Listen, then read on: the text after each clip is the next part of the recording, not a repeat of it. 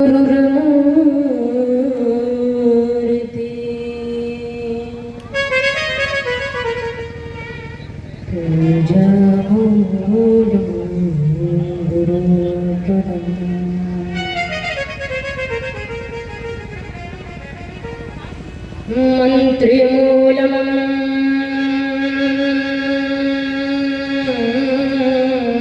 गुरुर्वाक्यम् मोक्षमूलम् गुरुकृपा।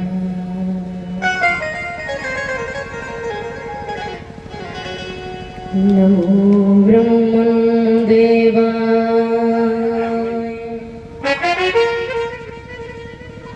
गौब्रह्मन् हिताय च जगत हिताय श्रीकृष्णाय गोविन्दाय नमो नमः।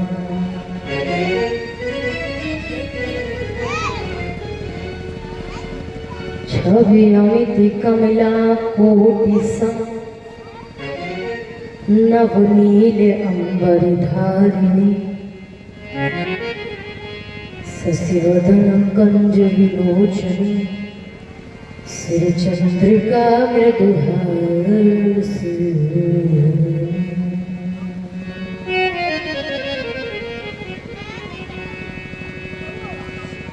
आनंद धन गोविंद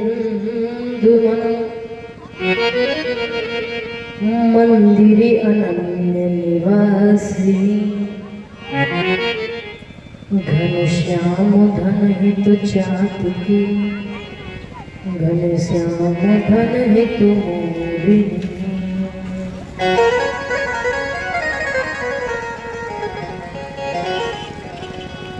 कि सभी द्वारन को छोड़ के उड़ी आई तेरे द्वार।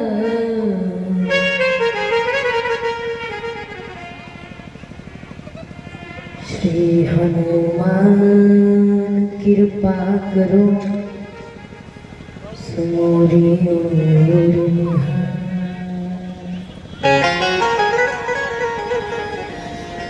हरिलाल की जय। श्री ठाकुर जी महाराज की जय। श्री राधा रानी सरकार की जय।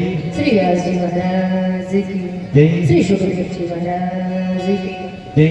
बोले हनुमान जी महाराज की जय। शंकर भगवान की जय।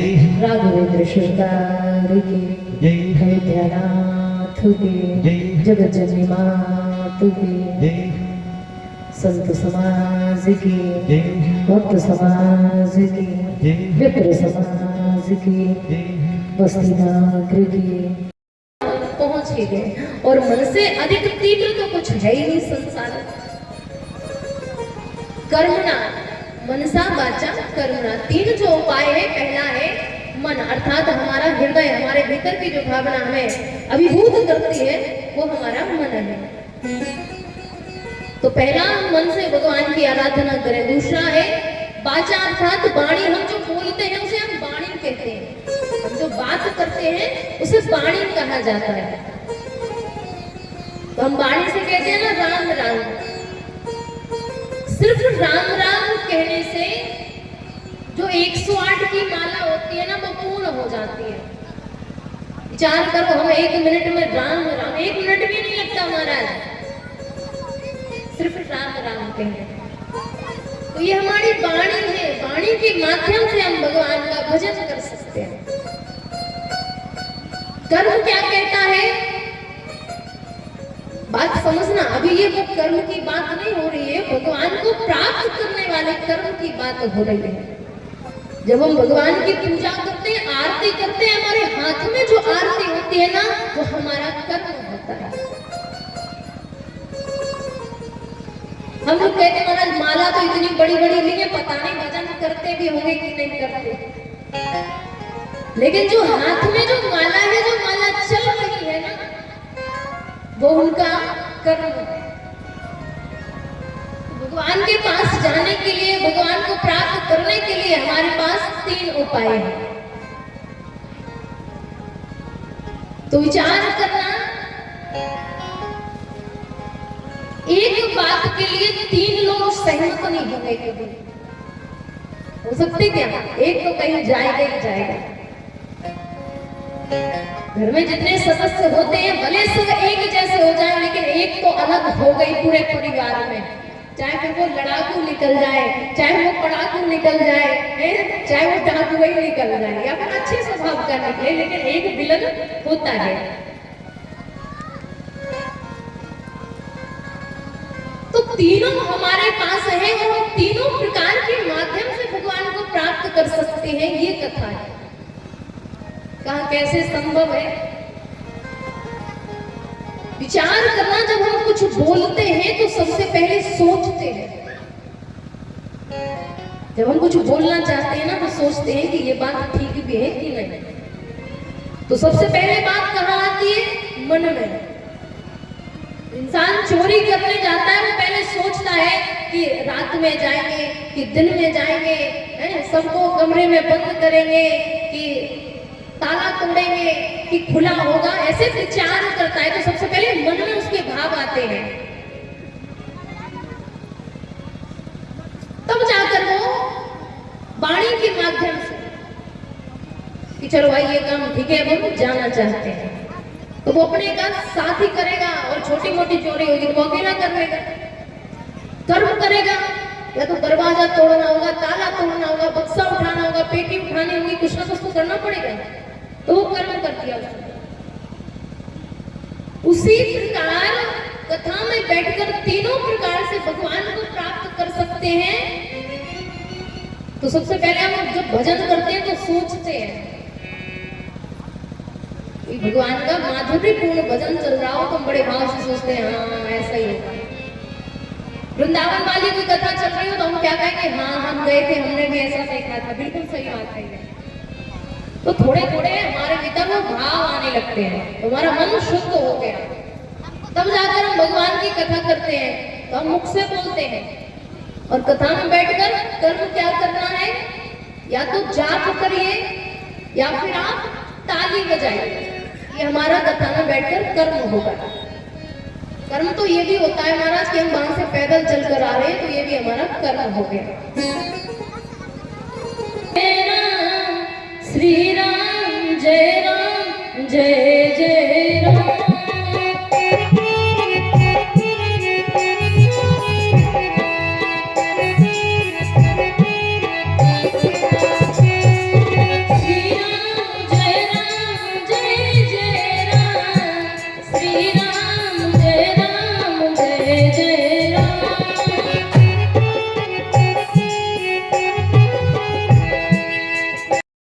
आपके ग्राम नरगढ़ में जो सप्तदिवसीय कथा, इस कथा के मुख्य यजमान विमला रमेश यादव जी, जो कि मुख्य यजमान के रूप में विराजमान है। संपूर्ण ग्राम क्षेत्र का इसमें सहयोग है। सबके सहयोग से ये कथा श्रवण की जा रही है।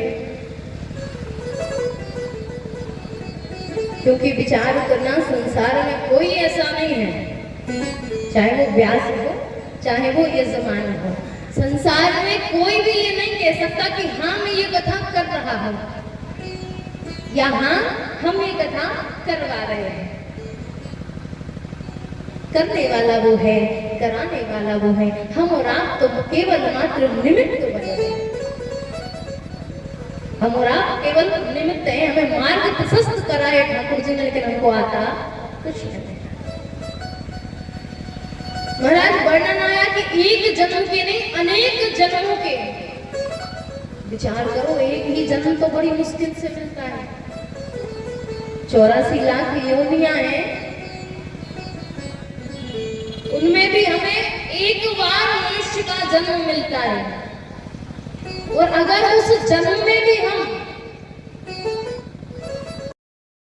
मार्ग प्रभु ने हमें इस कलयुग में प्रशस्त किया है हम जीव के लिए कि कलयुग के बल नाम मधारा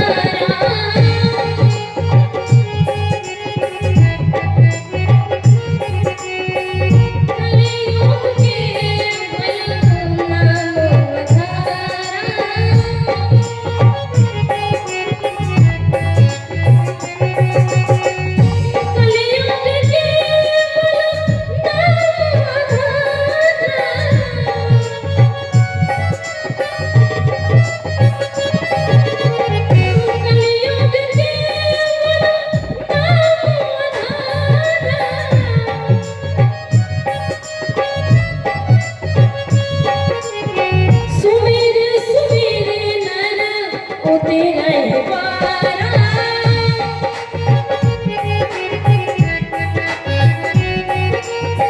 सुमेर सुमेर नर तेरा ही पारा कहूँ मैं अनुभव अपना उमा कहूँ मैं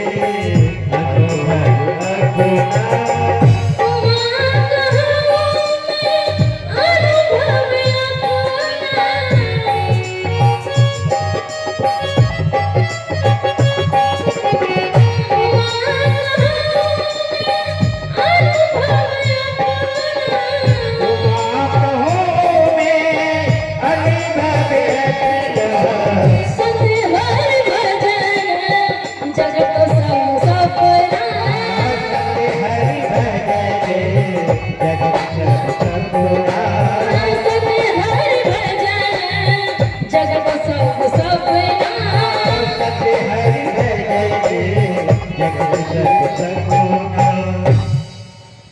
भगवान भोलेनाथ कहते हैं देवी ये हमारे खुद का प्रैक्टिकल है, खुशी तो कहीं है ही ना है।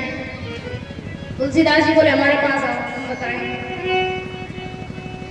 कि कोई तन दुखी कोई मन दुखी कोई धन में न रहत उदास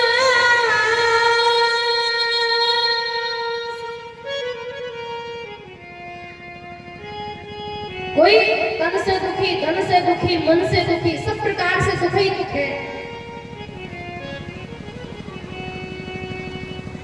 फिर बोले तो खुशी किसको है? बोले थोड़े थोड़े सब दुखी खुशी राम के दास। बोले हमारी तो उंगली भी कट जाए ना तो वो हमारे लिए दुख ही है। थोड़ा थोड़ा बहुत दुख तो सबको ही है। एक संत की आयु इतनी बड़ी है कि जिनके आयु में हजारों बार इंद्र बदल गए, इतनी बड़ी बड़ी आयु के संत वहां विराजमान है।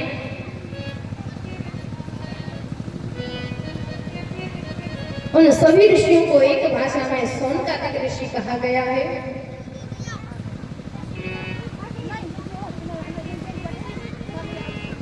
सभी लोग आते हैं नैमिषारण्य तीर्थ में बैठते हैं, कोई भजन करता है, कोई नृत्य करता है, कोई जाप करता है, जो भी भगवान की जिस प्रकार से सेवा देना चाहता है वो भगवान की सेवा करता है।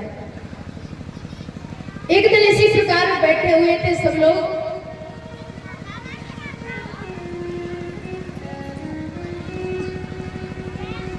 तो नैमिषारण्य तीर्थ महाराज बड़ा ही प्यारा तीर्थ है। आप में से कोई गया हो तो बड़ा सुंदर अनुभव करते हैं वहां पर। न जाए सुप्रभुता महिमा जाओ सुपुराण,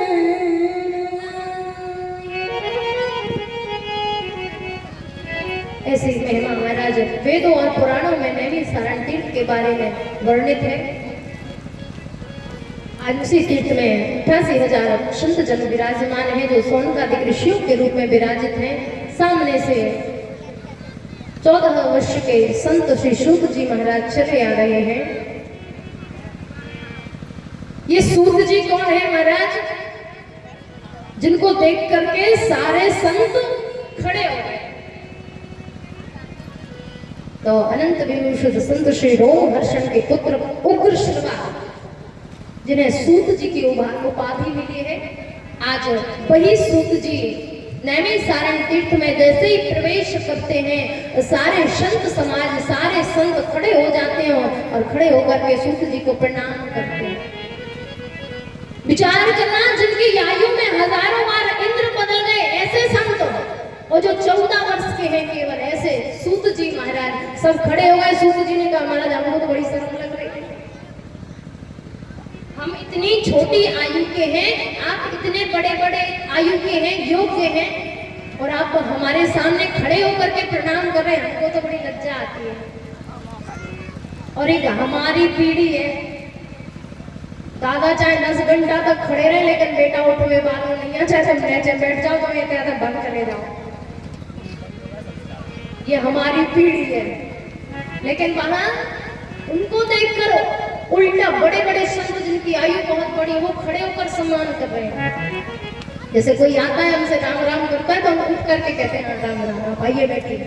तो एक सम्मान होता है व्यक्ति के प्रति। तो हमारे तो दादा चाहे 10 घंटा तक खड़े रहे, बैठ गए, फोन चल रहा तो पबजी ही चले और कुछ देखेंगे ये नहीं। तो ये आज के संस्कार, आज की पीढ़ी के संस्कार है। मानो हम नहीं बदले, बदलाव हम में नहीं आया। बदलाव किस में आया है? सोच में। पहले भी पिता होता था, पुत्र होता था, माता होती थी, पुत्री होती थी, सारे संबंध पहले थे, आज भी है। पहले भी घर मकान थे, खेत खलिहान थे, आज भी सब कुछ है। बदला क्या है? केवल मनोदशा, हमारी बुद्धि। और इस बुद्धि को सुधारने के लिए ये अब कथा हो रही है। क्योंकि भगवान के बारे में तो सब जानते हैं कि भगवान आए पृथ्वी पर, लीलाएं करी, माखन चुराया, विवाह किया, रास किया, महाभारत युद्ध कराया, अंत में अपने धाम को चले गए। ये तो सबको पता है। लेकिन हमें मार्ग कौन सा अपनाना है ये सिखाती है हमें कथाएं। तो आज जैसे ही सारे संत खड़े होकर के उठ करके प्रणाम करते हैं तो सूत जी महाराज कहते हैं हमको तो बड़ी शर्म लगे कि हम इतने छोटे से और आप इतनी बड़ी आयु के और हमको प्रणाम कर रहे हैं। तो सारे शौनकादिक ऋषि एक स्वर में बोलते हैं, धन वृद्धा बल वृद्धा आयु वृद्धा ते सर्वे अपि ज्ञान वृद्धाश्च किंकराश्च किंकरा। कहा कोई धन में बड़ा होता है, धन वृद्धा बल वृद्धा, कोई बल में बड़ा होता है, कोई आयु में बड़ा होता है। लेकिन जो सबसे बड़े हैं ते सर्वे अपि ज्ञान वृद्धाश्च, बोले जो ज्ञान में बड़े हैं ना वो सबसे बड़े हैं। और प्रभु आपको तो ज्ञान के भंडार और सागर। बड़ा सुंदर सा आसन लगाया, श्री सूत जी महाराज को बिठाया। कथा में श्रवण करना। जब सूत जी महाराज आए तो ऋषियों ने उन्हें आसन दिया, बिठाया। तो किसी ऋषि ने ये नहीं पूछा कि भगवान हमारा मोक्ष कब होगा, कि भगवान हमें परमात्मा के दर्शन कब होंगे, ये किसी ने नहीं पूछा। और हम और आप अगर कोई संत मिल जाए, बड़े संत मिल जाए, कभी जानत होए, तो जैसे ही पहुंचेंगे ना तो महाराज बस बहू के लाला कब होगा या बता दो, मेरे छोरा की नौकरी लगेगी कि ना लगेगी ये तो बता दे। हम संतों के पास जाते हैं, किसी से तो मूर्ति के पास जाते हैं, महाराज बहुत दिन से प्रयास कर रहे लेकिन मुझे कोई घर ना मिल रहा, बस एक घर मिल जावे बिटिया के पास। हम ये प्रयास करते हैं, हम ये पूछते हैं। लेकिन सूत जी महाराज जैसे ही बैठे ना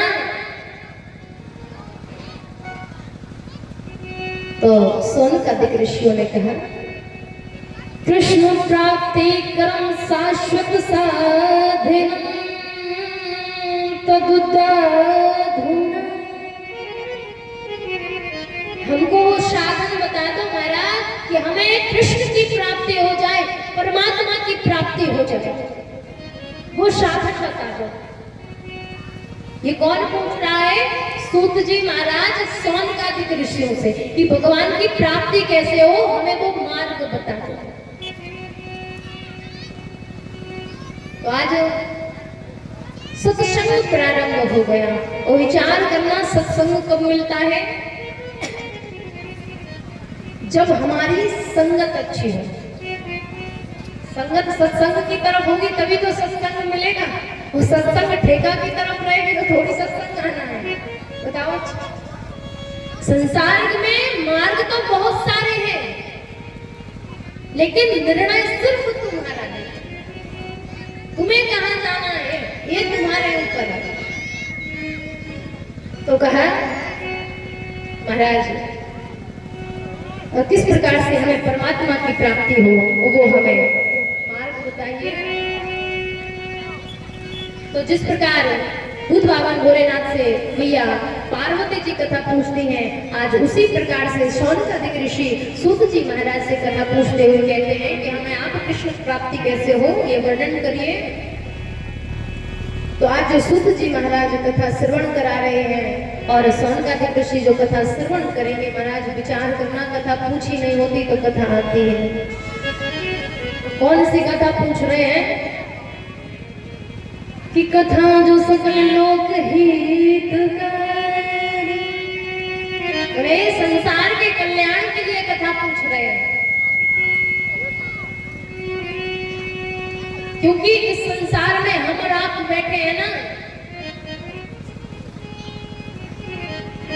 तो कब तक सुरक्षित है? काल व्याल मुख ग्रास प्राश निर्णासु हेतु बोले संसार को समझो, काल अर्थात काल रूपी सर्प। ये संसार क्या है? काल रूपी सर्प। और उसी सर्प के मुख में हम बैठे हैं। जो अजगर होता है ना, अजगर के मुख में अगर हम हैं ना, तो कब तक जीवित हैं? जब तक वो अजगर इंटा ना लगाए, घूमे ना। तो उसी अजगर के मुख में हम और आप बैठे। बोले कब तक बैठे? जब तक हमारा पुण्य, हमारी भक्ति हमारा साथ न दे। और जिस दिन भगवान की भक्ति से हमारा साथ छूट गया, हम कुमार्ग पर चले जाएंगे। और जैसे ही कुमार्ग पर गए, महाराज संसार ने घिसट किया, तो मानो वो सर्प इंटा खाएगा और हम मर जाएंगे। काल व्याल मुखग्रास प्रणाश हेतु में, निर्णाश हेतु में, हम उसमें कब तक जीवित हैं? जब तक हमारी भक्ति हमारा साथ देती है। यदि सर्प काट लेना तो पहले के समय में, अब तो है ही कहां, पहले के समय में मणि को स्पर्श करा दिया जाए तो व्यक्ति जीवित हो जाता था। सर्प काट ले और मणि को स्पर्श करा दिया जाए तो वो व्यक्ति जीवित हो जाता था।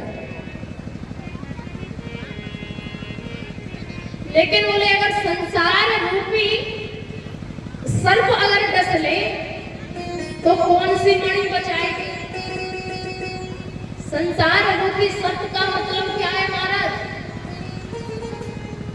लोभ, मोह, दंभ, अहंकार, मद, मत्सर, ये संसार है।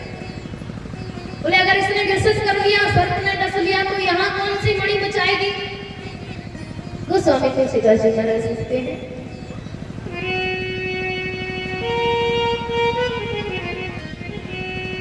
कि मंत्र महामन विषय व्याल के,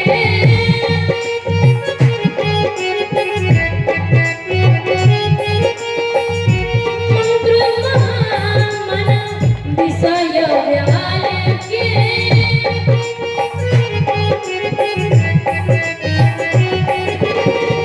मंत्र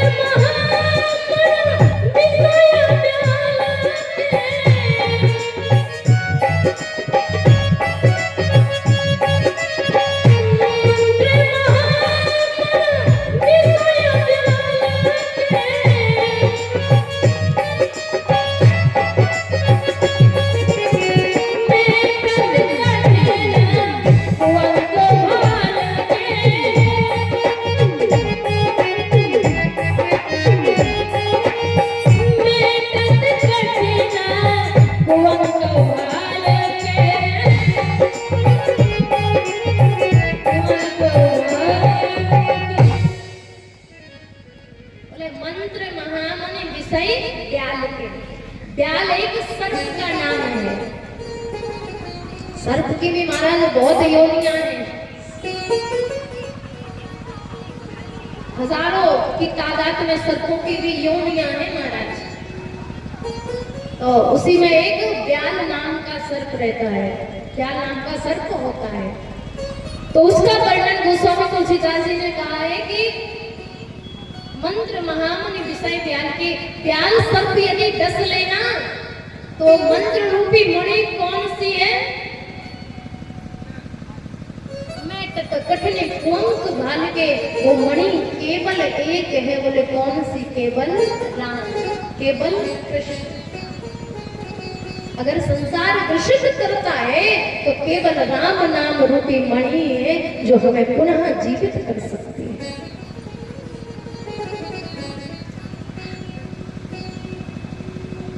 सूत जी महाराज गदगद हो जाते हैं, सारे सौनकादिक ऋषि विराजमान हैं।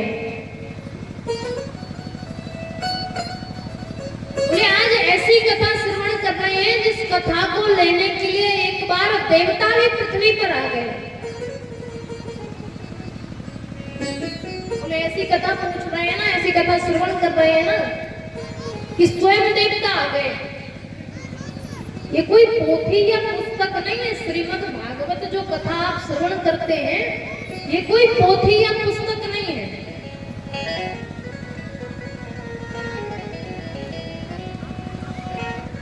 श्रीमद् भागवताख्यो प्रत्यक्षः कृष्ण एव हि, प्रत्यक्ष श्री कृष्ण ही श्रीमद् भागवत है।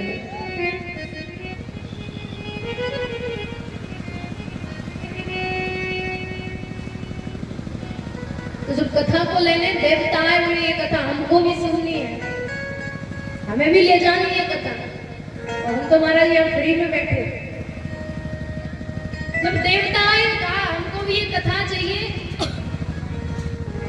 तो सुखदेव जी महाराज ने कहा बिल्कुल नहीं मिल सकती। बोले क्यों नहीं मिल सकती? बोले भगवान की कथा उनको मिलती है जो भगवान के कृपा पात्र हो। कृपा पात्र अर्थात जो उनको कथा सुनने के योग्य हो, लायक हो। देवताओं ने कहा भाई हम तो देवलोक में रहते हैं, भगवान के पास रहते हैं, हम लायक नहीं है क्या? सुखदेव जी महाराज ने कहा और तुम्हारे पास यही तो अभिमान है कि तुम तो भगवान के पास ही रहते हो। और विचार करना, व्यक्ति के पास जो वस्तु हो ना उसकी कदर नहीं होती। व्यक्ति के पास चाहे व्यक्ति हो चाहे वस्तु हो, जो चीज हो ना उसकी कदर नहीं होती। बोले तुम्हारे पास तो भगवान है, फिर काय को तुमको कथा चाहिए? बोले नहीं। सुखदेव जी महाराज ने कहा तुम योग्य नहीं हो। देवताओं ने कहा ऐसी कैसी कथा महाराज की? हम तो भक्ति है भगवान के और सहयोगी है उनके हर एक काम में। कहा हमको चाहिए ये कथा, हमको भी चाहिए। तो तुला जानते हैं? तुला, तुला माने तखरी, और कुछ तो नहीं। तो जैसे ही तराजू को मंगाया गया तो सब एकत्रित हो गए। बोले आज हमको भी देखना ये पोथी है या पुस्तक की किताब है, इसमें क्या फल है। सब एकत्रित हो गए, तराजू मंगाया गया। तराजू में एक तरफ श्रीमद् भागवत महापुराण को रखा गया और एक तरफ संपूर्ण वेदों को रखा गया, उपनिषदों को रखा गया, शास्त्रों को रखा गया। तब भी महाराज पलड़ा नहीं उठा। श्री शुक जी महाराज कहते हैं शौनकादिक ऋषियों से कि महाराज सारे संसार का यश वैभव सुख समृद्धि कीर्ति लाकर के उस तराजू पर रख दी, लेकिन पलड़ा जरा भी नहीं उठा। अंत में स्वर्ग से अमृत कलश लाया गया, उस अमृत कलश को भी रखा, उसके बाद भी तराजू ऊपर नहीं हुआ।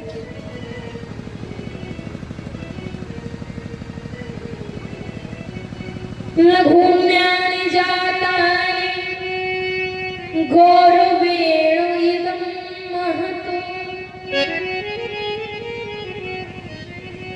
तदा ऋषिगणा सर्वे विषयं परमं युवा। सारे संत समाज भक्त समाज देख रहे कि पलड़ा नहीं उतरा, महाराज इतना सब कुछ रख दिया, विस्मित तो हो गए महाराज की ये आश्चर्यचकित बात है कि नहीं है। अगर एक तराजू पे 1 किलो रखोगे और दूसरे तराजू पर 2 किलो रखोगे तो 1 किलो वाला तो अपने आप उठेगा। तो एक तरफ जब अकेली श्रीमद् भागवत पुराण रखा और दूसरी तरफ सारे शास्त्र उपनिषद सब कुछ रखा गया, यहाँ तक कि अमृत कलश रखा गया और फिर भी तराजू नहीं उठा। तो श्री शुद्ध जी महाराज कहते हैं कि भगवान की कथा भक्तों को मिलती है, अभक्तों को नहीं मिलती। बोले क्यों? अवक्ताश्च विज्ञायना ददोषा कथामृतम। जो कथा रूपी अमृत है ना, ये भक्तों के लिए केवल। अब अभक्त कौन है? जो घर में बैठे,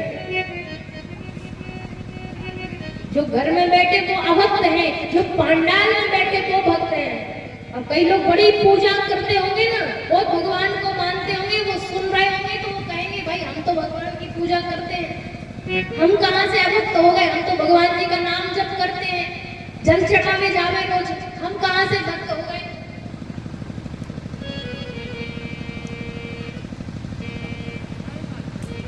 तो वो भक्त ऐसे हो गए कि भगवान,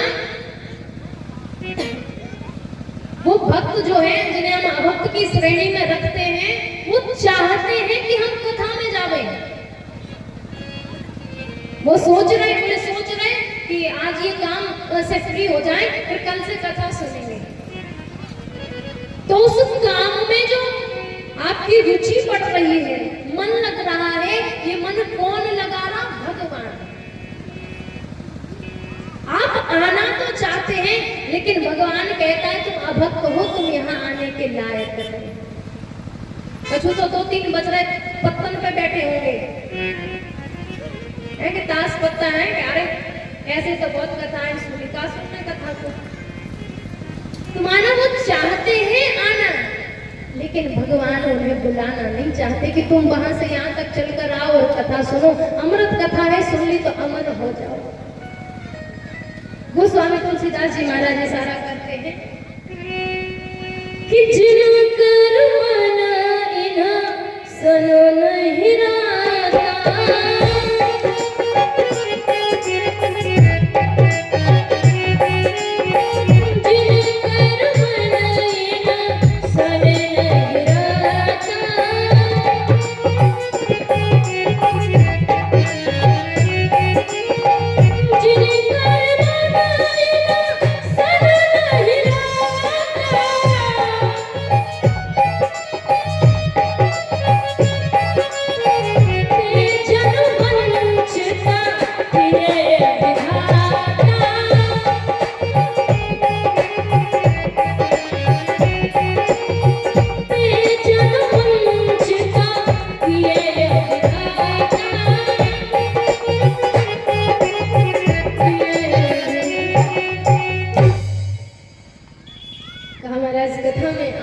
चाहते हैं लेकिन ते जन्म वंचित किए विधाता, भगवान ने उन्हें आज की कथा श्रवण करने से वंचित कर दिया। आज ठाकुर जी की कथा श्रवण कराते हुए श्री शुद्ध जी महाराज कहते हैं कि भगवान की कथा के लिए कुछ नियम है। बोले कैसे नियम? कि भगवान की कथा एकांत स्थल में है तो अच्छा, ऐसी संतान पाकर भी मैं एक पिता की पदवी पर नहीं पहुंच पाया। आज गोकर्ण जी और आत्मदेव जी का सत्संग चलता है।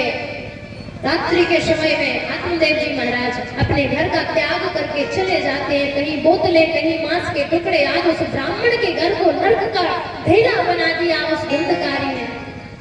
हमारा धन खत्म हो गया, धन खत्म हो गया, चोरी करने लगा, अपनी माता को मारने लगा, धुंधली को, जो भी गहने बहने थे सब लेकर चला गया, कुछ भी नहीं बचा घर में, चोरी करने लगा। और सवार पर बैठा, मस्तिष्क पर काली पट्टी बांधकर, हाथ में तलवार लेकर आज धुंधकारी यहाँ वहाँ चोरी करने लगा। आज जैसे ही धुंधली ने विचार किया कि ऐसी संतान से तो मैं निसंतान अच्छी थी, जाकर के कुएं में कूद कर अपनी देह का त्याग कर दिया। धुंधकारी ने कहा बढ़िया रहा, रोक टोक करते थे ना जाना, दोनों चले गए, बढ़िया रहा।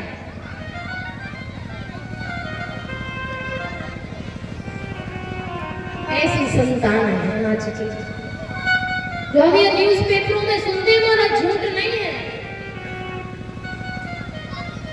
छोटे छोटे बच्चे महाराज, जिनकी आयु 14-14 वर्ष की है, अपने घर वालों को मार दे रहे, ये क्या है? ऐसे माता पिता के लिए जो ऐसा सोचते हैं महाराज, ऐसे कर्म करते हैं, ऐसा भाव रखते हैं, और उन्हीं संतानों के लिए हम महाराज कितनी मणियां पूजते हैं।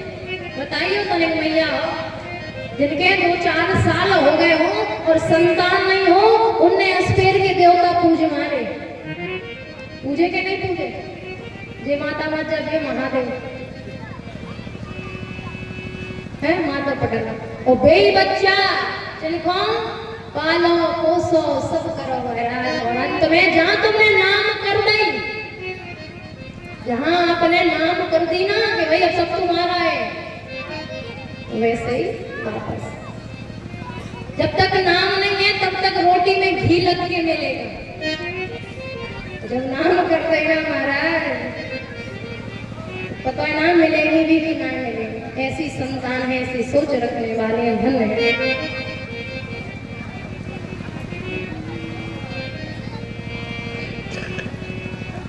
आज हमें भी अपने माता पिता की कदर नहीं है महाराज, उनसे पूछो जो अनाथ है, जिनने मातृ सुख का पितृ सुख का कभी अनुभव नहीं किया, ऐसी भी संतानें इस संसार में है। वो तरसती है कि माँ का प्यार क्या होता है, पिता का दुलार क्या होता है। हमारे पास है तो थोड़े आए फिरत महाराज, यो मर जावे ना तो फेसबुक पे, ट्विटर पे, इंस्टाग्राम पे 3-3, 4-4 दिन फोटो लगाएंगे, हमारे आदरणीय पिताश्री हमारे आपके बीच नहीं रहे, उनकी शांति के लिए आप लोग प्रार्थना करें, भगवान उन्हें मोक्ष देवे। तुमने तो जीते जी मोक्ष दिखा दिया, उन्हें वहां मोक्ष की जरूरत नहीं बची। जीते जी तुमने मोक्ष के दर्शन करवा दिए, उन्हें मोक्ष की आवश्यकता नहीं।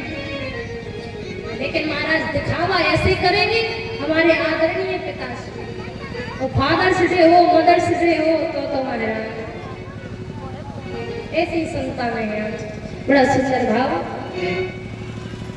कि एक दिन रोगे चीख पुकार के, कि एक दिन रोगे और चीख पुकार के, माँ को पिता की अपनी मूर्ति निहार के, माँ को पिता की अपनी मूर्ति निहार के।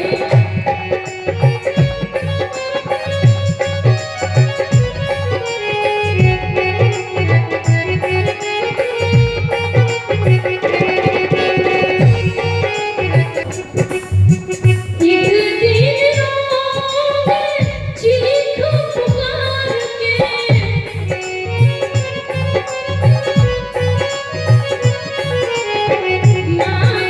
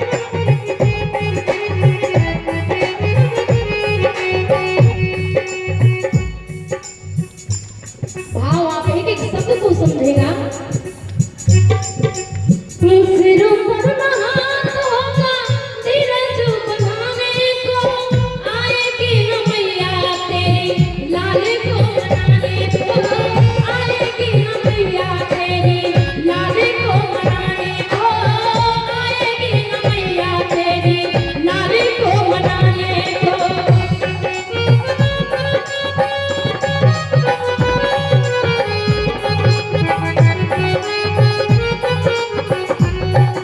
विचार करना, जब हमारी माता जो माँ है ना, वो हमारे लिए भोजन लेके आती है और हम क्या कहते हैं, अरे हमारा मन नहीं है, अभी नहीं खाना, बाद में खा लेंगे। 2 घंटे बाद फिर आएंगे, थोड़ा खा पी लो कुछ, हम कहेंगे नहीं जब मन होगा तब खा लेंगे। विचार करना, जीवन में जब वो माँ नहीं है, याद रखना इस बात का, तुम्हें कोई एक रोटी का पूछने नहीं आएगा, भूख लगे खा लो, नहीं लगे बैठे रहे। आए न मैया तेरी लाल को मनाने को, आएगी न मैया तेरी लाल को मनाने को, आएगी न मैया तेरी लाल को मनाने को। उस दिन सुहाना, उस दिन सुहाना, सुख संसार के, माँ तो पिता की अपने मूरत की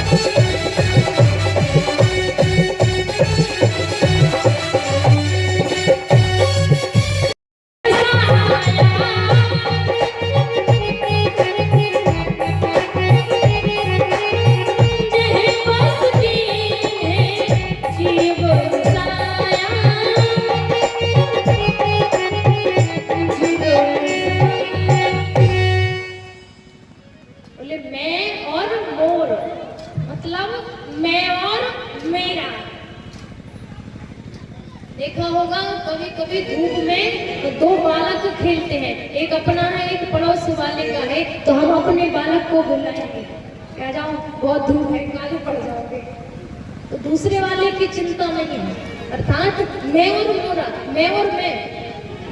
दूसरा वाला कहेगा तोर मैं माया, मुझे मेरा तुम्हें तुम्हारा, यही माया है। अभी दूसरे को पसंद नहीं करते हैं, दूसरे के प्रति प्रेम अनुराग नहीं रहता हमारा। मैं और मोर तोरते,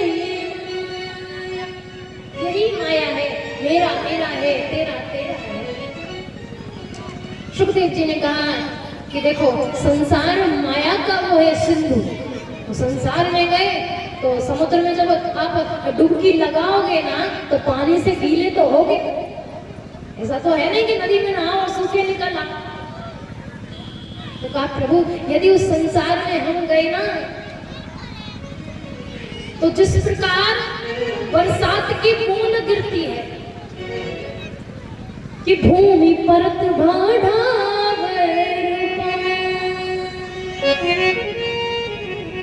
जिस प्रकार बादल बरसते हैं ना तो बूंदें गिरती हैं ना,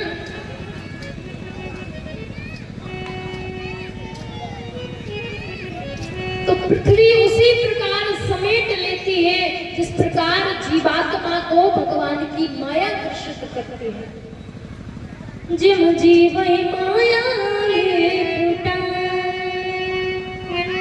तो कहा हम बाहर नहीं आ सकते, भगवान आश्वासन देते हैं, वचन देते हैं। तब 12 वर्षों बाद जैसे श्री सुखदेव जी महाराज प्रकट होते हैं और जंगल में भजन करने के लिए चले जाते हैं, पीछे पीछे सुखदेव जी महाराज कहते हैं लाला वापस आ जाओ, लाला वापस आ जाओ। और सुखदेव जी नहीं आते हैं। तब सुखदेव जी को भी लगा, वेदव्यास जी को भी लगा कि मेरी ऐसी संतान है जो पैदा होते ही भगवान के भजन के लिए जाती है, मैं इसको वापस नहीं ला सकता। श्री शुक जी महाराज कहते हैं ये वही श्री सुखदेव जी महाराज हैं जिन्होंने 7 दिन में मरने के श्राप से मुक्ति के लिए राजा परीक्षित को कथा श्रवण कराई।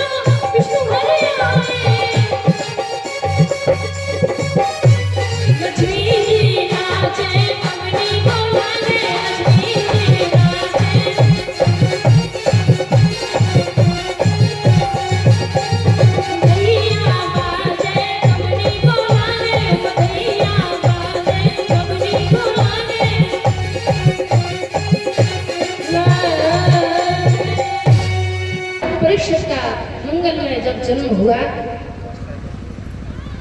तब जाकर के भगवान आए, बहुत सारा उपहार लाए, तो सबने सब कुछ ग्रहण किया। तो मैया कुंती ने कहा कि देखो लाला का स्वभाव हमारे कैसा है, ये सब पर कृपा करता है, लेकिन कोई समझ ही नहीं पाता है। और देखो हमारा दादा भगवान है। भगवान श्री कृष्ण का क्या कहते हो हुआ, हम भगवान कहाँ पे हो गए? भगवान होते तो तनक से छाछ के पीछे वृंदावन गलियों में नाचते थोड़ी फिरते हैं। भगवान होते तो पत्नी भगवान ही नहीं पड़ती, अपने आप आ जाती। और भगवान होते तो अपने माता पिता का त्याग न करना पड़ता। लेकिन यदि मैया आप कहती हो कि मैं भगवान हूं तो मांगो जिसको जो चाहिए। सबने सब कुछ मांगा। जब मैया कुंती की बारी आई तो मैया कुंती ने कहा, प्रभु कुछ देना ही चाहते हो तो दुख दे दो। भगवान ने कहा, मैया कैसी बात करती हो, दुख कोई मांगने की वस्तु होती है? दुख कोई मांगने की चीज है कि दुख दे दो?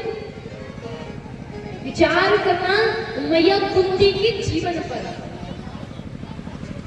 विवाह हुआ, जन्म हुआ मथुरा में सूरसेन के यहाँ। जन्म लेने के बाद ही राजा भोज के यहाँ चले जाते हैं, जिनका नाम रखा प्रथा। विचार करो, जिस बच्चे का जन्म कहीं हुआ हो, पालन पोषण कहीं और हुआ हो, तो उसकी विकृति अपने आप बदल जाती है। पालन पोषण हुआ और जब विवाह भी हुआ तो उससे पहले किशोर अवस्था में एक पुत्र को जन्म दिया। विवाह भी ऐसे व्यक्ति से हुआ, काम सुख की भावना से यदि उसके पास जाओगे तो मृत्यु हो जाएगी। जब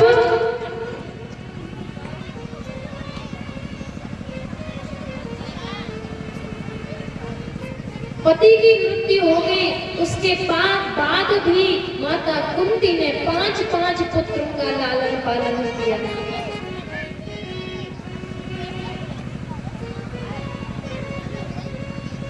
अब विचार करना, ये जो मैया कुंती को जो संतान है वो गर्भस्थ संतान नहीं है। धर्मराज का आवाहन किया तब जाकर के युधिष्ठिर का जन्म हुआ। इंद्र की कृपा से अर्जुन का जन्म हुआ। पवन देव की कृपा से भीम का जन्म हुआ। और अपनी 100 मातृ उनके लिए भी अश्विनी कुमारों से प्रार्थना करी, तब जाकर के नकुल और सहदेव का जन्म हुआ। ऐसी मैया कुंती। कहा युद्ध हुआ, आज जब विजय प्राप्त कर ली, विजय प्राप्त के बाद तब जाकर के आज कहीं सुख मिलने को है, तो मैया आप कहती हो कि दुख दे दो, तो कोई मांगने की चीज है?